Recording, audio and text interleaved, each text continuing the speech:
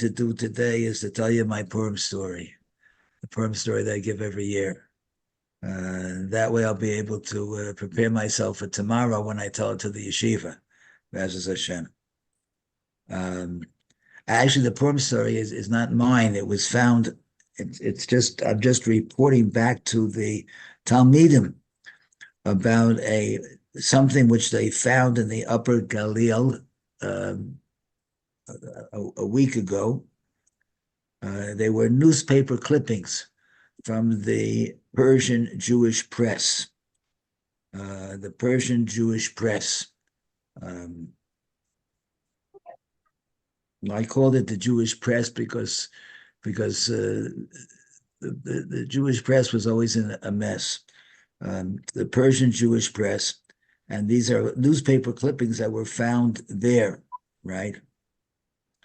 Now, there seems to be something which is threatening the Jewish community,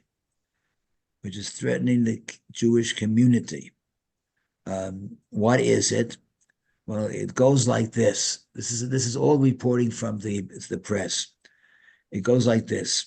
There's the king, Achashverosh, is throwing a party. And he invited all of Shushan Habira to come to the party, right? Now, the question that the press is faced with is that there is some opposition to us attending the party. And the Persian Jewish Congress is debating, should we be allowed, should we convince the Jewish people that they have to attend the party, or can we just stay at home and then not bother attending the party, right? So actually, this article has several interviews. The first interview was with Professor Dr. Lieberman, and he didn't hesitate. He said right away, the Haredim are at fault. They must be at fault because they're always blamed. Haredim are always blamed. If they're always blamed, they must be at fault. You know, there's a war in the South. Haredim are at fault. There are fires in California. Of course, the Haredim are at fault. There are problems with the budget in the Knesset. Yeah, the Haredim and the yeshivas are at fault, right? So that's what Professor Dr. Lieberman has to say about the present political budgetary situation. Right now, we did interview the social director of the court, of Achashverosh. And we asked him the question, do you think it's absolutely necessary for the Jewish people to attend this party? Right? So his answer was very, very enlightening. He said, this is not a Stam Tea party. No way. This party goes for 180 days.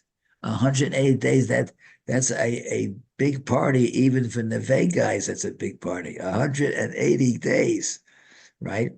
But they said there's other interesting things that you have to know about this special party. Wine. They served wine. The wine they served was a year older than everybody whose goblet they were filling. If you came there to get some wine, they asked you how old were you, and they gave you wine which was a year older than you were, right? So that's very special wine. Okay. Also, they didn't just have Stam cups; they had gold cups. And no two cups were alike. Every one was unique. Yeah. In this party, you know, the parties go on, so they drag on. So it's very good at the beginning, but then it sort of peters out. Excuse the expression. It peters out. Last year, the last days were just as lavish as the first. The last days of this party was just as lavish as the first, right? Not only that, but no cup was reused. Right? Some say they were allowed to keep the cups, right? Okay. So you see that it's going to very much harm the social position of the Jewish community if we don't attend this party. Such lavish preparations, the king is bound to be furious if we don't appear. So the social director thinks that for the sake of our people, we have to show up at the party. We have to party. Okay. The next person we went was Professor Kissinger of the Persian Congress. And we asked him, what is your political insight to this issue? Do you feel politically that we are that we must attend, or do you feel politically that it really doesn't matter? So I said, listen, I got to give you a little bit of a education. You know, I have to introduce you to some concepts before I answer your question. I have to tell you the difference between a constitutional monarchy and a absolute monarchy, right? I want to tell you the difference between constitutional monarchy or a absolute monarchy. The absolute monarchy, of course,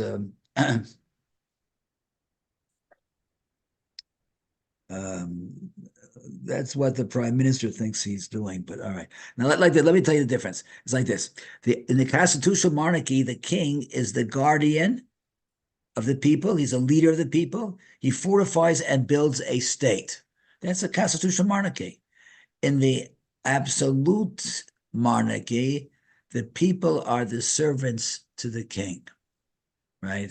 People serve the king, right? That's an absolute monarchy.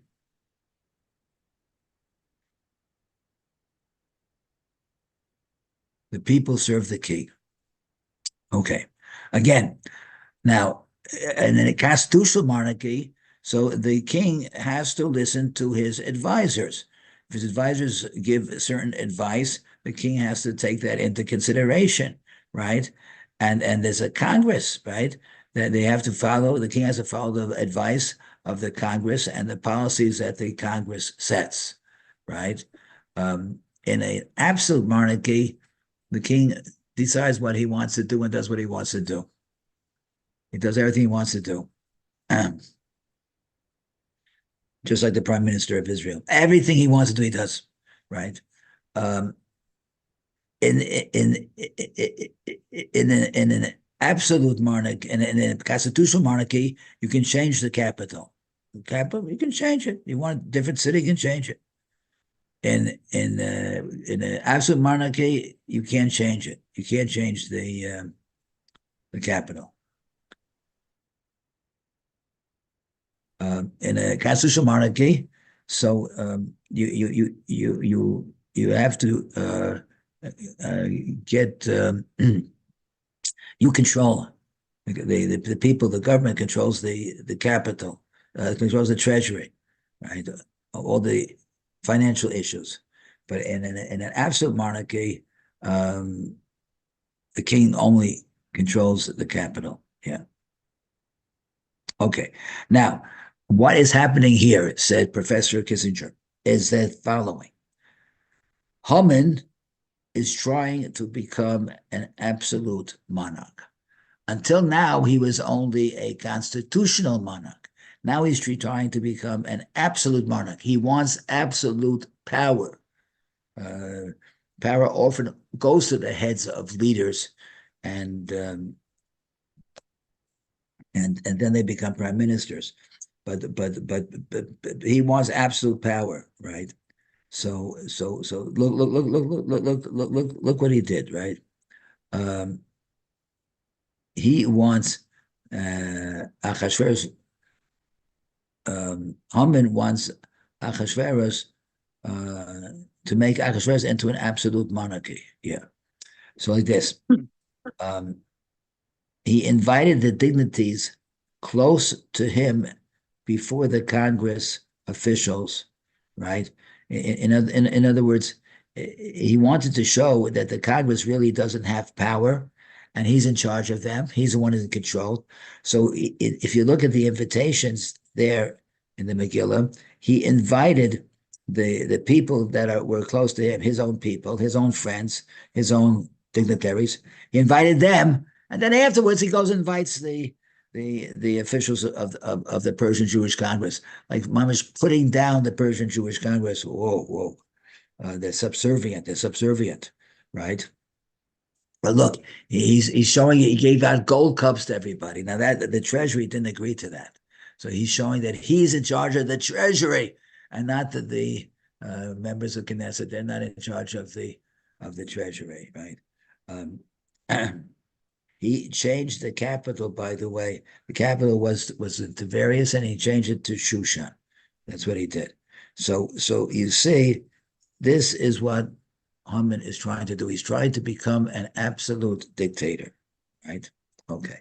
That's what the political. So what he would say, what do I understand from that? You can't go against his political approach. You have to understand what he wants to do, and you have to go along with it. You have no choice, but you have to go to the party and pledge allegiance to Haman. Okay. Then we spoke to the court psychiatrist. The court psychiatrist, right? Court psychiatrist says, listen, this fellow, Haman and this fellow Achashverosh, he has a bad temper. He has a very bad temper, right? You see, I'll prove it to you. I'll prove he has a bad temper. You see, the queen didn't come before him. He wanted the queen to come without her clothes. And she said she's afraid of catching a cold. So he got so upset at the queen that he lost his head. Or, I mean, actually, she lost her head, but she lost her head because he lost his head. You know what I mean, right? That's the court psychiatrist. He said that if you don't go to this Persian Jewish Congress, if you don't go to this party, I think you need your head examined. Right? It's only $1,000 per hour, but I think you need your head examined if you don't go to the party because the Achashverosh has a very bad temper, and like I said, when the queen didn't want to come to the party, he lost his head, and then she lost her head. You understand? So if you want to get ahead, you have to come to the party. Okay. Now that's the story. Let's ask ourselves, what would have been here in the Persian Jewish Congress? We have the court psychologist. We have Professor Dr. Lieberman. We have the court's political advisor, and we have the court's social advisor. All of them say that we should attend the party that Achashverosh is throwing. What would have happened if we didn't go to the party? What would have happened if we hadn't gone to the party? I mean, why are we not going to the party? Because Mordechai who always makes political trouble. He's one of those Haredim that are to blame because they're the only ones to blame, and they make all the kinds of trouble for the government, right? He says they should go because you're going to cause Pischon Peh Satan. What kind of a reason is that? Pischon Peh Satan. You have here political leadership, social director leadership, Knesset leadership. Everyone says you should go. And you tell me because of Pischon Peh Satan, you should stay at home and not attend. What would have happened? What would have happened if we hadn't gone?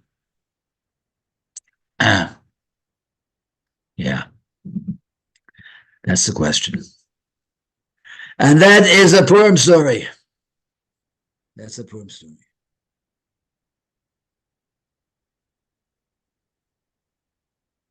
There wouldn't have been a Purim. Mashiach would have come. Mashiach would have come. We'd be in Yerushalayim. We'd be dancing and singing Ad Lo Yoda in Yerushalayim. And okay, it's not too late. Let's hope it's tonight. Let's hope it's during the week. Let's hope it's before Shushan Purim. But all of us together should be dancing in Yerushalayim and Mashiach Tzidkenu. Amen. Right. Okay, guys, thank you for letting me enjoy myself and tell over a story I've told over a few times. Many times. I hope you enjoyed it. For Shalema to the Rebbitzin. Thank you. Amen. Thank you very much. Thank you very much. She's feeling much better, but it looks like she's going to be there for a while, and I'm hoping not, but it looks like she might have a Shushan Purim. Oh, look at that. The host has spotlighted your video for everyone. It's about time. It looks like my phone is powered back on, Rebbe.